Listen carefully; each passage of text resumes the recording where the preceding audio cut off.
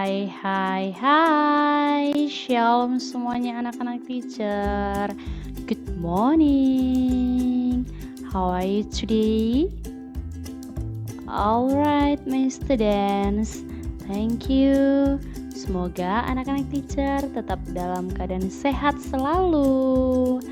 Dan tetap semangat ya anak-anak teacher. Kembali lagi kita belajar di tema C, benda di sekitarku. Kita ada di subtema 2, pembelajaran yang kedua. Nah, hari ini anak-anak teacher kita akan belajar yaitu massa dan volume suatu benda dan juga manfaat tolong-menolong. Before that, let's pray first. Let's pray. Our Father in heaven, we really thank you for your blessing, for your kindness, for everything that you have given for us until this beautiful morning. Jesus, we want to start our lesson for today. Please bless us and guide us. In the name of Jesus Christ, we pray to you. Everybody say, Amen.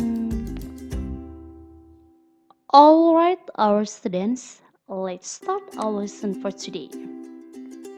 Nah, anak-anak teacher, kemarin anak-anak teacher apakah sudah mempraktekkan percakapan ini? Pastinya jika anak-anak teacher sudah melakukannya, sudah paham dong apa itu massa dan volume. Nah, di dalam percakapan ini, Ayah dan Tony membicarakan apa itu massa dan volume. Dan bahkan contoh dari massa dan volume tersebut. Salah satunya adalah di sini ada permainan yaitu jungkat-jungkit. Nah, berdasarkan jungkat-jungkit yang dijelaskan oleh Ayah bahwa kita mengetahui massa adalah banyaknya zat yang menyusun suatu benda. Lalu yang kedua yaitu volume berdasarkan gambar ini yaitu bola basket. Nah, dari pernyataan ini kita ketahui bahwa benda-benda di sekitar kita menempati ruang. Nah, ukuran ruang yang ditempati suatu benda disebut dengan volume. Seperti yang ada pada gambar ini, bola basket. Kedua bola basket tersebut memiliki massa dan volume yang lebih besar dari bola kasti. Nah, itu mengenai volume. Lalu inti yang kita ketahui dari massa. Kembali lagi ke massa ya anak-anak teacher. Nah, massa biasanya diukur dengan satuan gram atau kilogram. Nah, itu dia untuk massa dan volume ya anak-anak teacher. Pastinya sudah paham dong. Oke, nah seperti percobaan yang sudah anak-anak teacher lakukan di rumah, sudah dipraktekkan kan anak-anak teacher? Apa yang kamu dapatkan dari percobaan yang sudah kamu lakukan? Oke anak-anak teacher, terima kasih untuk anak-anak teacher yang sudah mempraktekkan percobaan ini, sehingga kamu mengetahui apa itu massa. Nah, dari pernyataan tersebut, massa tas sekolah lebih besar dibandingkan massa kotak pensil. Nah, selain daripada benda tersebut, anak-anak teacher boleh menggunakan benda-benda yang lain. Oke, terima kasih anak-anak teacher, dan yang belum melakukannya, ayo anak-anak teacher silakan melakukan percobaan ini ya.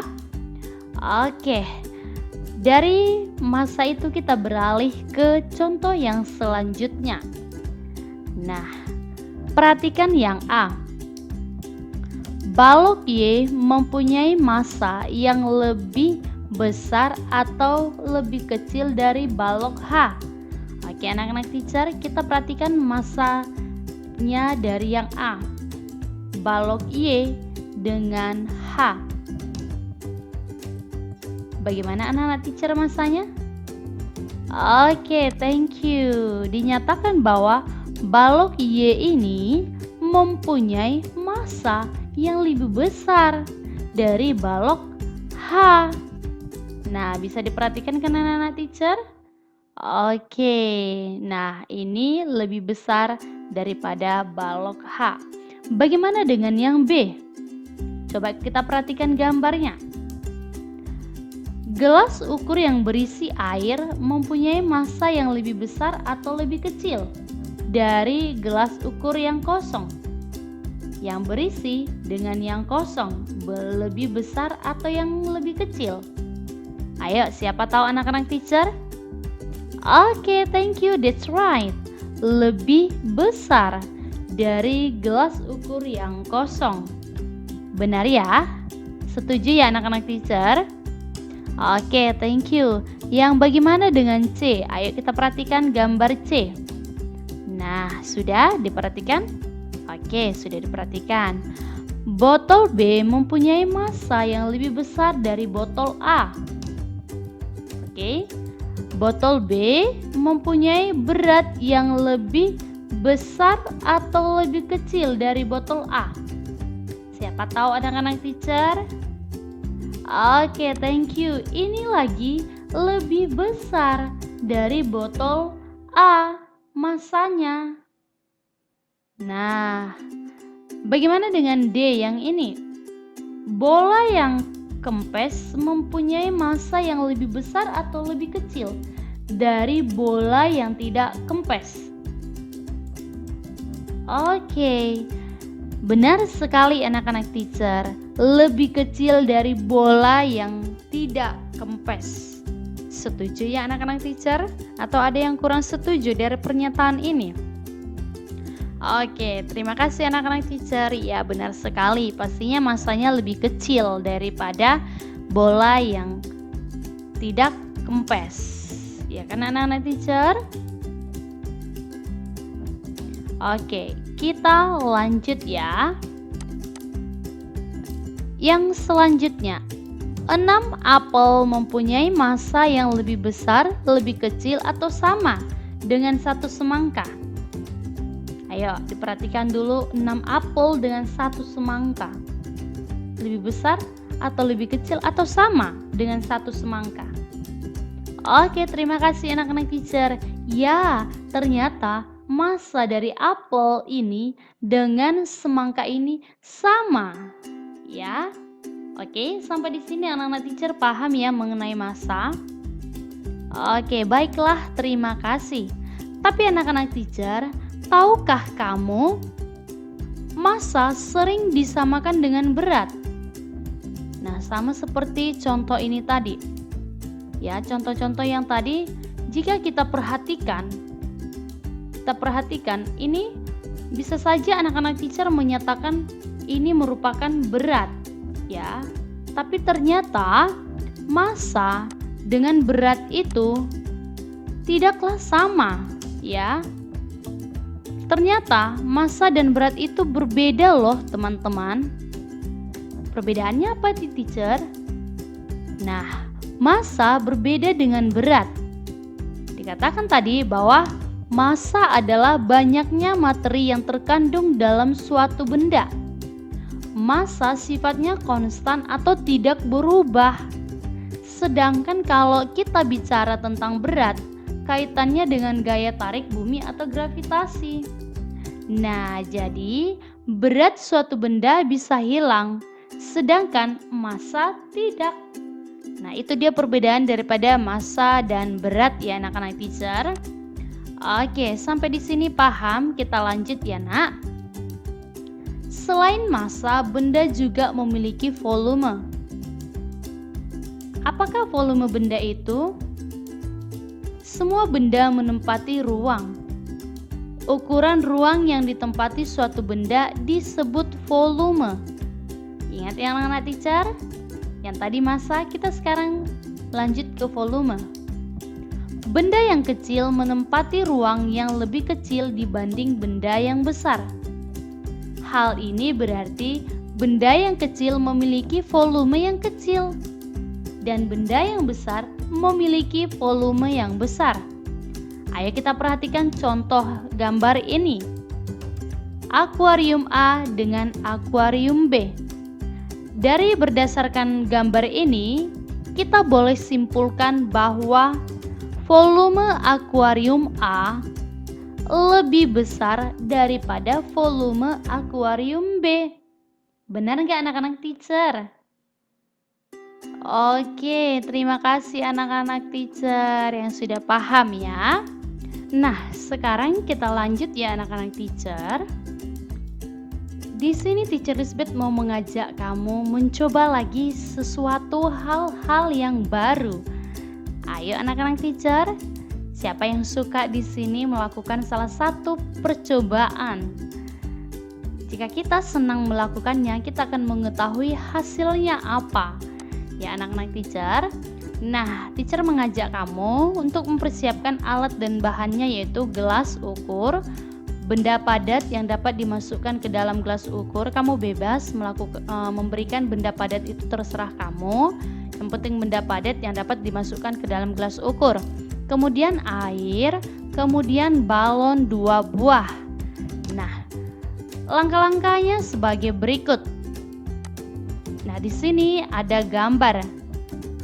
Ya, gelas ukur itu boleh dia yang memiliki ukuran ya anak-anak teacher, supaya kamu boleh melihat ukuran daripada air tersebut.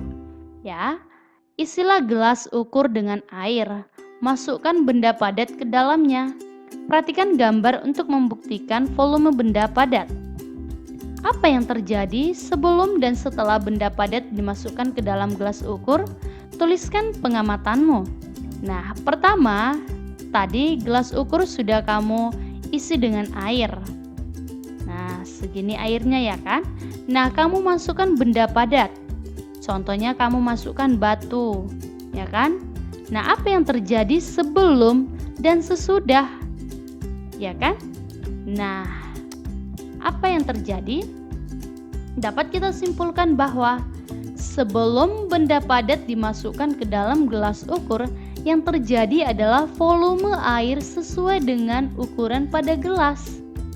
Ya kan? Nah, ini sesuai berarti. Setelah benda padat dimasukkan ke dalam gelas ukur, yang terjadi adalah volume dalam gelas bertambah. Nah, itulah hasil dari pengamatan dan juga hasil kita mencoba hal ini. Pahamnya anak-anak teacher? Jadi kamu boleh mengetahui bagaimana volume dari gelas ukur tersebut, bagaimana volume airnya. Nah, paham ya anak-anak teacher? Thank you. Nah, yang selanjutnya adalah perhatikan gambar untuk membuktikan volume benda gas. Tadi kita menyiapkan 2 balon, ya kan? Nah, apa yang terjadi sebelum dan sesudah ditiup ke dalam balon? Tuliskan pengamatanmu. Nah, pertama ini balon yang kamu sediakan, lalu kita tiup. Nah, tiup balon sehingga seperti ini. Lalu apa yang terjadi sebelum dan sesudah ditiup ke dalam balon? Nah, boleh kita simpulkan bahwa sebelum udara ditiup ke dalam balon, keadaan balon masih tetap tidak ada perubahan seperti ini ya. Nah, setelah udara ditiupkan, udara pun masuk ke dalam ruangan balon sehingga mengubah ukuran volume balon menjadi besar. Ya, paham ya anak-anak teacher? Oke, itu dia mengenai massa dan volume. Nah, yang selanjutnya akan kita ketahui bahwa di sini ada manfaat tolong menolong. Kita tahu bahwa tolong menolong adalah saling membantu antar sesama manusia. Tolong menolong merupakan sikap yang terpuji. Manusia tidak dapat hidup sendiri tanpa bantuan orang lain. Oleh karena itu, kita perlu menerapkan sikap tolong menolong. Tolong menolong hendaknya dilakukan dengan tulus. Tulus artinya tidak mengharapkan imbalan dari orang lain yang ditolong. Nah, boleh kita perhatikan contohnya pada buku kita ya anak-anak teacher. Jadi manfaat tolong menolong itu juga masih banyak lagi. Contohnya 1, meringankan beban orang lain. 2, mempererat persahabatan. 3. Menumbuhkan kerukunan antar sesama manusia. 4. Pekerjaan sulit terasa lebih mudah. 5. Pekerjaan menjadi lebih cepat selesai. Dan masih banyak lagi. Jadi anak-anak teacher Elizabeth mau ngajak kamu untuk tetap tolong menolong terhadap sesama manusia. Dan pastinya tolong menolong yang kita berikan kepada orang lain itu harus dengan tulus ya anak-anak teacher, karena kita tahu Tuhan menciptakan manusia di dunia ini. Kita tidak dapat hidup sendiri. Ya, kita memerlukan orang lain. Paham ya anak-anak teacher? Terima kasih anak-anak teacher yang suka menolong. Tetap dipertahankan sikap yang suka menolong ya anak-anak teacher. Sampai di sini pelajaran kita. Silakan dikerjakan. Ayo berlatih halaman 44. Teacher berharap anak-anak teacher boleh lebih giat lagi belajar sekalipun kita masih belajar dari rumah. Tetap semangat, rajin berdoa, rajin bekerja, rajin belajar, dan tetap saling membantu juga di rumah. Semoga bermanfaat selama kita belajar di rumah ya anak-anak teacher. Ada banyak hal yang harus kamu kerjakan di rumah yang membuat lebih bermanfaat lagi. Alright my students, until here our meeting for today. See you next time and God bless you. Goodbye.